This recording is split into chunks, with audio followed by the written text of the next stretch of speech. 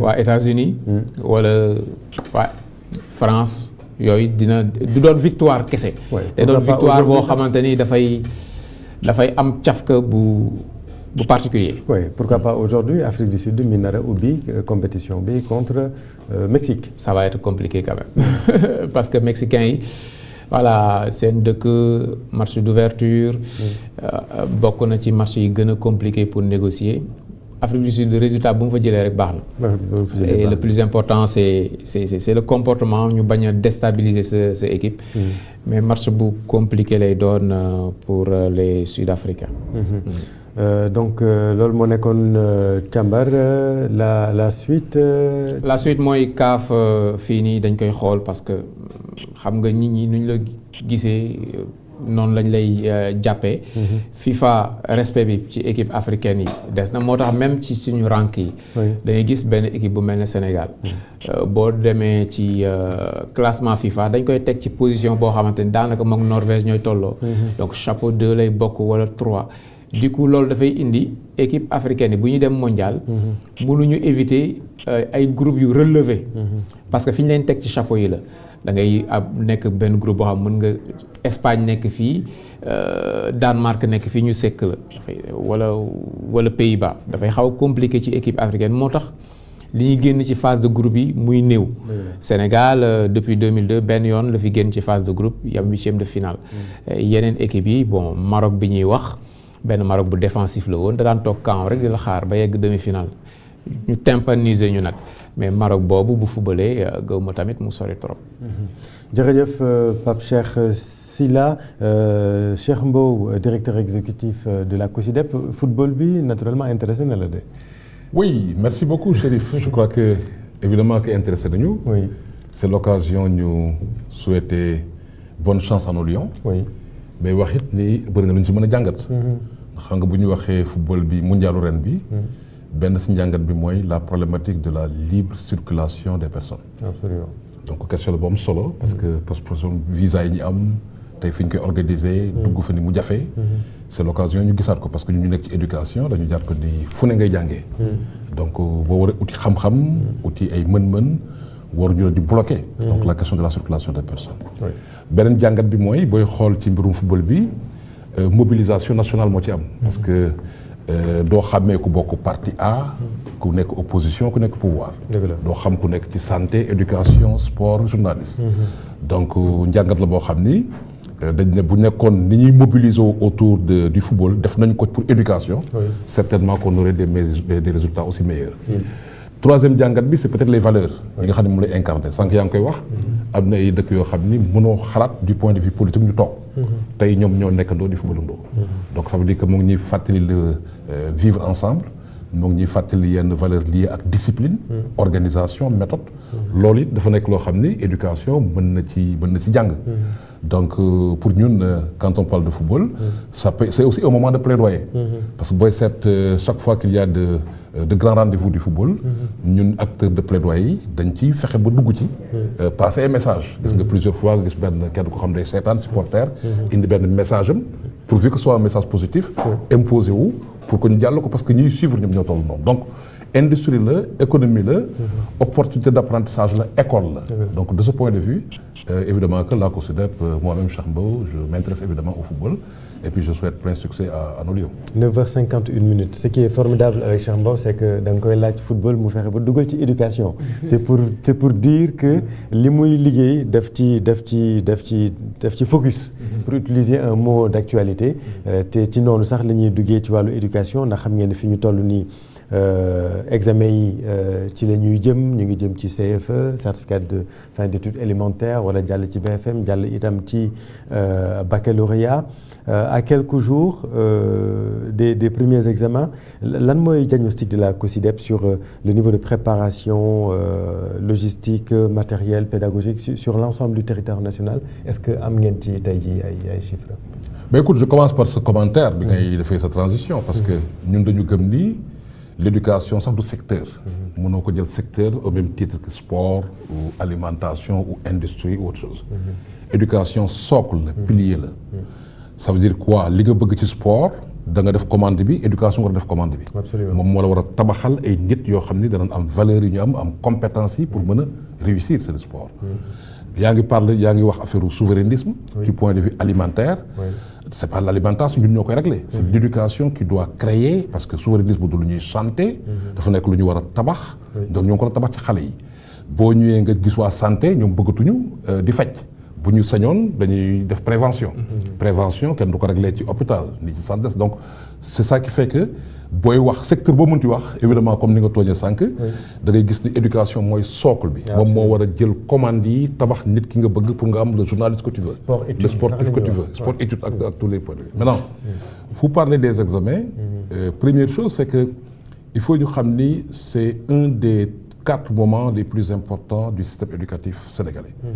Parce que moment wu système éducatif boo ko doon jël bu njëkk bi mooy ubbite nan ngay fexe ba nga ubbi ni mu waree xale yi jàng ñun tam nañ ubbi tey jàng tey dugg ci waxtu classe yi nekk dans les conditions waajur yi am ci yaakaar élèves yi préparé wu bi ci topp mooy déroulement nan ngay fexe ba at bi déroulé wu ni mu waree ba nga xam ni du bëri ay grève bon daaw bëri woon nga ay grève xale yi danañ am compétence yu ñu war troisième moment bi nag moom mooy nan nga koy tëjee tëj bi nag da nga koy tëj ak ay résultats yaakaar loolu mooy waral examen am solo parce que xale buy jàng bu at bi jeexee war na sentir ne am na lu mu xam te xamu ko woon war na jàng ni am na lu mu mën te mënu ko woon donc nan la yokkoo à partir de jàng bi moo waral ñuy profité seen plateau bi évidemment pour ñaax sénégalais yëpp ni mobilisation bi ñuy def je le disais ci sport bi nañ ko def yokk ko ci mbirum xale yi parce que njàng mi moom mooy yaakaaru suba Sénégal alors donc examen yi buñ ci waree dem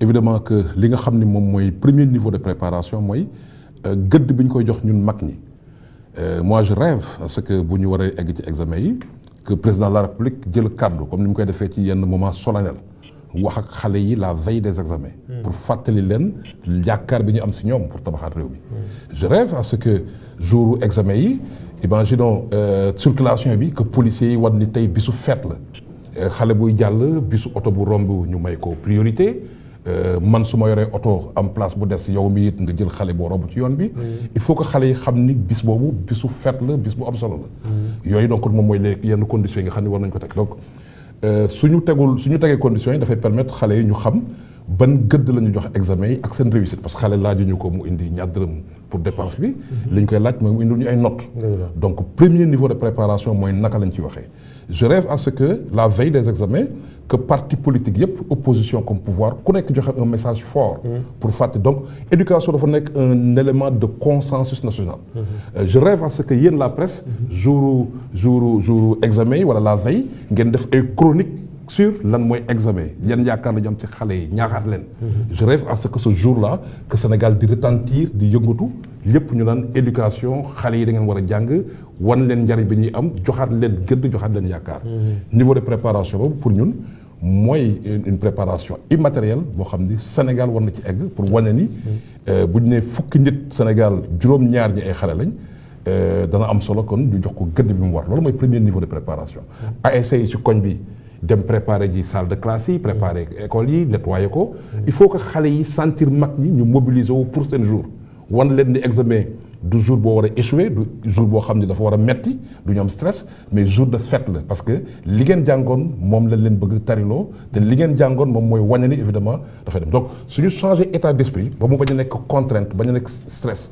mais nekk plutôt un jour de fête loolu dana mën a tax ba réussite bi moom mooy nekk la règle loolu mooy premier élément maintenant tu me dis lan la ñu def en termes de préparation ce qu'on voit sur le terrain c'est les préparations classiques classique mooy bon indi nettoyer yenn école API préparer xëy na lekk nit ñi voilà ce qui se fait de façon classique mais fi may interroger suma réew Sénégal interroger acteurs yi mooy beneen niveau de préparation mentale psychologique où tout le monde on sent un consensus lu ñu réeroo sur le plan politique lu ñu réeroo ci option économique lu ñu réeroo ci lu mën ci doon que jour ba ñëpp mobiliser wu pour les enfants la veille lancer des messages dessus que yéen la presse parce que pour moi vous êtes aussi un maillon important que jour ba seeni une yi journaux yi nekk sur xale yi que seeni chroniques yi nekk sur xale yi loolu mooy wane ne ñun xam nañ les enjeux parce que le Sénégal de demain ça se construit aujourd'hui et ça se bâtit autour des enfants.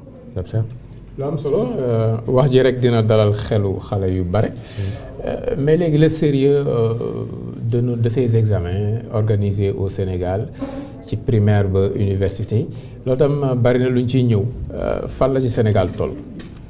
Oui, je ne sais pas ce que vous appelez par sérieux, j'imagine que c'est les résultats. Bu ñuy xool résultats yi suñu système éducatif wax dëgg yàlla du système bu ñuy naw ci résultat.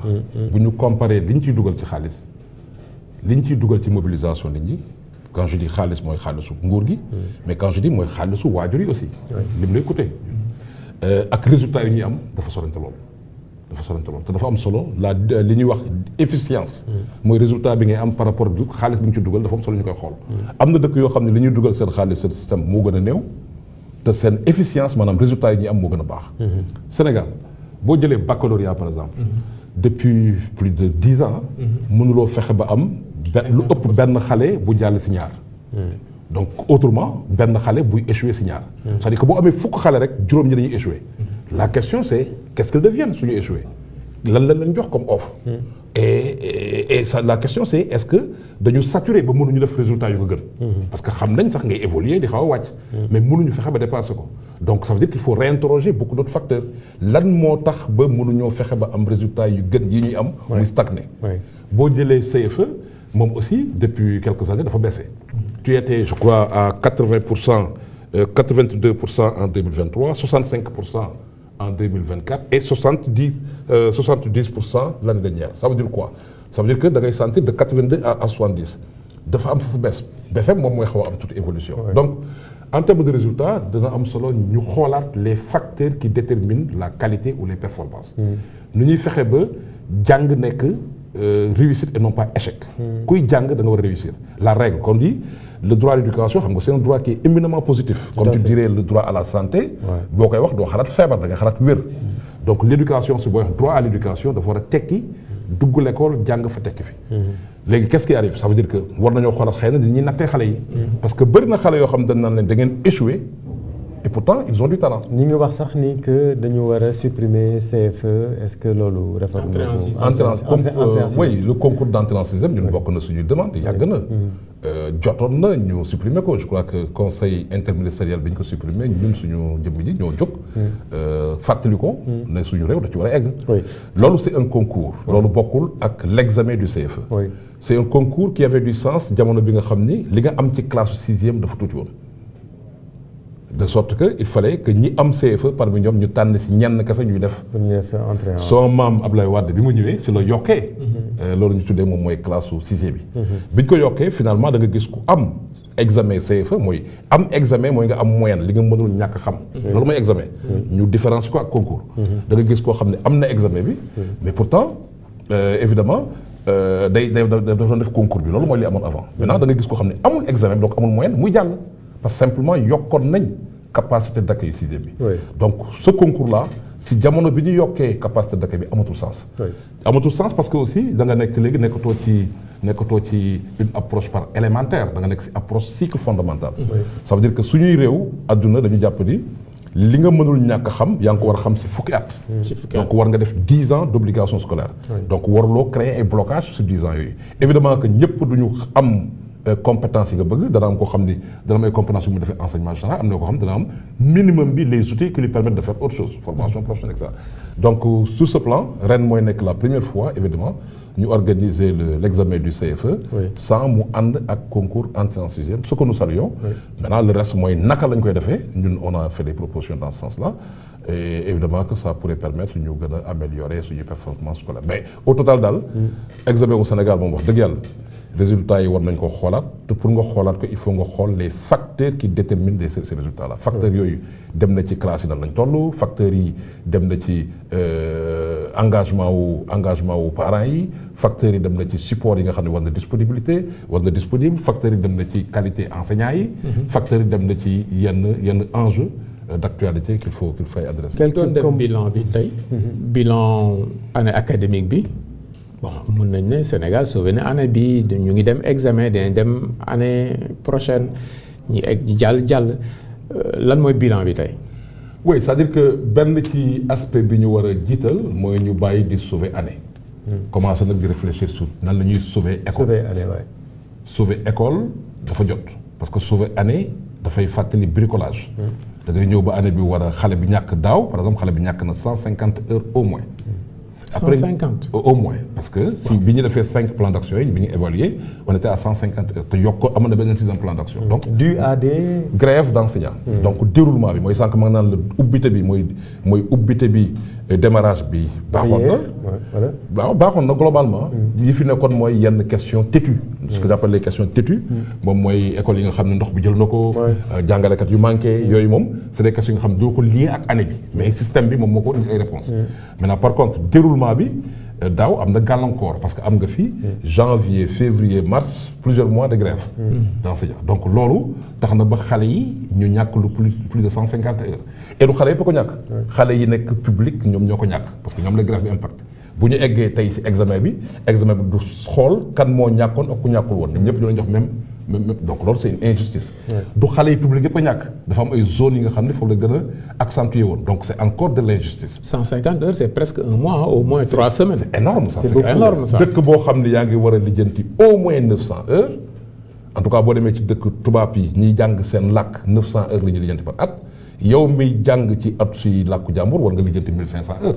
am na alors donc bu nekkee da ngay dem ba muy grévé wu di wàññeeku ça impact donc lan lay jur. mooy c'est à la fin la ñuy juboo évidemment que chaque fois day mujjee ci juboo ñu am benn protocole d'accord xale yi ñoom perte nañ ci parce que véritablement ñenn ñi perte nañ ci et donc nga bricolé année bi gars yi xaw a takkale def examen bi bu déwénee nga defaat nu mel noonu donc il faut ñu génn ci cycle boobu fexe nag jël lijjanti nan la ñuy fexe ba am benn système beaucoup plus pacifié et pour nga gën ko pacifier moom mooy qualité dialogue bi ba nga xam ni nit ki muy jàngalekat yi ak gouvernement bi dañuy tàmm di waxtaan ci waxtu wa. am ngeen benn combat historique aussi nga baal ma. mooy le cas des candidats sans pièce d'état civil. combat historique la boo xamante ni yàgg nañ ci dégg COSYDEP tey jii at mi fu ngeen ci toll est-ce que am na ay xale yoo xamante ni tamit nañu leen nar a privé d'examen pour des bulletins de naissance. je crois que en 2011 la ñu njëkk a posé problématique bi. demoon ci Matam fekkoon fa 5000 xale yoo xam ne nekkoon nañ dans cette situation. Gouvernement bi en son temps ak bu tey bu ren aussi li ñu jël comme solution mooy léegi kenn dootul la tere def examen ndax amuloo pièce d'état civil. mais loolu aussi bricolage la. parce que réglé wul problème état civil. li ñu jël comme solution mooy ñu organiser ay fora ay na ngeen koy tuddee seen. audience foraine aussi bricolage la. il faut qu'on trouve. xam nga c'est des solutions conjoncturelles loolu laa tuddee bricolage ça veut dire que. il faut que Sénégal nekk ci ay vraies solutions face à des problèmes parce que genre question état civil question majeure la parce que question d'existence la existence juridique ku amul pièce d'état civil mooy existé woo fekk bokkoo Sénégal existé woo te boo existé wul mooy ci biir planification wu développement réew mi yow compté wuñ la ça veut dire que ñun suñu politique de bi ñuy def li ñuy def ci planification yëpp dafay faussé wu parce que am nay xale yoo xam ne compté woo leen xamoo fan la ñu féete existé wuñ donc c'est une question majeure boo xam ne war nañu ko indi solution te solution bi moo ngi nii à notre portée parce que ñun am na yu expérimenté ay modèles am na lu xew ailleurs benchmarking enjeu tey ak digitalisation bi nga xam ne ñëw na question état civil véritablement en 2026 question la boo xam ne réew mu koy continuer di poser da nga nekk en retard de siècle donc il faudrait aujourd'hui que ñu am une vraie solution à ça parce que aujourd'hui li fi am yëpp moom mooy audience foraine comme tu dis way daf leen examen amul problème après ngeen lijjanti état civil pour nous c'est taf yëngal la quoi taf yëngal la et c'est pas le Sénégal ne mérite pas ça on a des compétences yenn saa yi nga gis ngay séddante maag yow ñuy partagante xaalis à travers l'internet là le digital donc c'est-à-dire que sur des questions yu ñu yitteel am nañ solution par rapport à ça donc cette question des pièces d'état civil ñoo ngi ñaan gouvernement bi mu bokk yitteem def ko objectif et puis ñu régler ko de manière durable lui trouver une vraie solution pas du colmatage et c'est possible parce qu'il y a suffisamment de modèles qui montrent que c'est à notre portée. mais fi mu gën a compliqué peut-être mooy ci université yi ak année yi nga xamante ni dañuy chevauchante loolu lu tax boobu ba léegi 2 ans durant réglé wuñ problème boobu. oui c'est la même chose ça veut dire que bon ba léegi maa ngi naan colmatage parce que xam nga université yi li koy perturber bëri na. ñëpp xam nañ ko li koy perturber bokk na ci question de ressources. de manière générale jàngalekat yu manqué mooy waral ba évaluation yi du demee ni mu waree moom mooy grève yi ngay dégg ci étudiants yi ay problèmes de bourse qui sont posés ça veut dire qu'il faut aujourd'hui ñu repenser le modèle de financement de nos universités parce que base stabilisation année universitaire moo ngi jóge ci modèle de financement bi. questions yi posé wu yëpp c'est des questions yu am impact financier ñoom ñëpp la. c'est soit ay universités yu war a tabax yu ñu war a eggale wuñ ko. loolu moo dana indi retard. des enseignants qui manquent loolu day indi retard des étudiants qui sont mal orientés ou qui ne reçoivent pas leur pécule à temps loolu dafay indi perturbation. boo boolee loolu yëpp évidemment que dafay perturber l'année universitaire donc pour nga résoudre que il faut ñu taxaw. Faire le point dessus, ensuite repenser notre modèle de financement. Bourse pour tous, il faut repenser ça. Est-ce que nous pouvons aller forcément à l'université après le bac? Il faut repenser ça. Donc il y a des questions difficiles. Elles sont certes difficiles, mais qu'il faut avoir le courage évidemment d'adresser. Si on ne le fait pas, je suis désolé de répéter encore ce mot-là, bricolage. Bricolage, moi, chaque année, bon, écoute, je déplace ça 2 mois, de 2 jours, mais tu resteras toujours dans cette instabilité. Beneen question mooy affaire abri provisoire malgré les promesses des politiques successives ba tey jafe-jafe boobu dafay persister pourquoi le Sénégal mënuñu génn ci abri provisoire depuis bi ñu koy wax boobu léegi. Oui, au-delà des abris provisoires, c'est l'environnement des apprentissages de manière générale. Parce que dans un environnement, sans que nous ayons affaire aux performances, de la qualité de résultats, environnement doit répondre toujours aux normes. École bu amul ndox. École bu am problème électricité, jamono bi nga xam ne da ngay wax enseignement numérique. École bu nekk abri provisoire boo xam ne problème de sécurité lay posé. Sécurité xale yi. Sécurité ak concentration parce que jàng dafay laaj xel mu dal ci xel mu dal ngay amee xam-xam ngay jàngee ngay comprendre. Imagine école boo xam ni mbaam yi dañuy romb nit ñi di jàll. xale yi duñu am concentration. marché bi wër ko cantinisation boo ñëwee dans les villes bu am dafay école yoo xam ne fii ci Médina bi. doo sax gisati école bi. lan lay xale yi di dégg musique bruit lan moo ko indi.